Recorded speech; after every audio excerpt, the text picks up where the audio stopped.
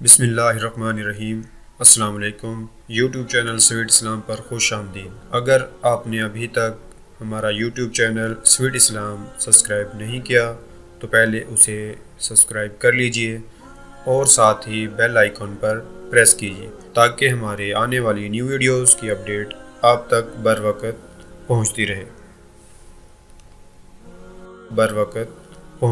حضرت لقمان حکیم علیہ الرحمہ جب نصیحت کرنے لگتے ہیں تو پہلے اپنے بیٹے کو یا بنیا کہہ کے پکارتے ہیں، اور یہ بتانا مقصود تھا کہ جب تم کسی کو نصیحت کرو تو تمہارا انداز پیار بھرا ہونا چاہیے تاکہ جس کو نصیحت کی جا رہی ہے وہ نصیحت کو قبول کرے۔ اور یہ چیز ہم اللہ کے رسول صلی اللہ علیہ وآلہ وسلم کی زندگی سے بھی سیکھ سکتے ہیں۔ آپ حضور کی پوری سیرت کا مطالعہ کریں، آپ کو ممبر محراب کی گفتگو کم نظر آئے گی کہ باقاعدہ طور پر حضور نے ممبر بچھا کر بھی واز کیے ہیں، لیکن وہ واز کم ہیں، زیادہ حضور کی نجی محافل کے اندر گفتگو ہے کہ جب کبھی موقع بنتا حضور موقع محل کے مطابق اپنے پاس بیٹھنے والوں کو نصیحت فرما دیا گیا، اور پھر نصیحت کرتے وقت کیسا حکمت والا انداز اختیار کیا جاتا۔ صحابی کا نام ہے حضرت عبداللہ رضی اللہ تعالی عنہ۔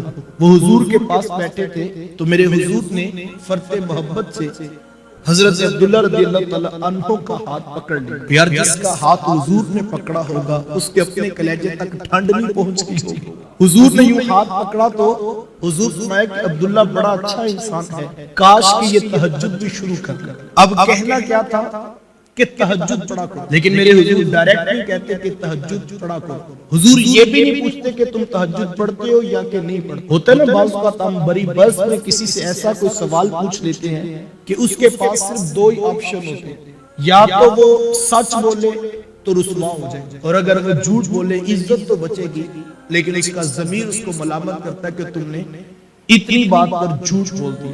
بعض لوگ محافل کے اندر ایسے کسی کے پیچھے پڑتے ہیں اس بیچارے کو کوئی دوسرا راستہ نہیں مل رہا ہوتا اور لوگ جھوٹ بول کر اپنی عزت بچاتے ہیں۔ اس طرح کا مزاج نہیں ہونا چاہیے۔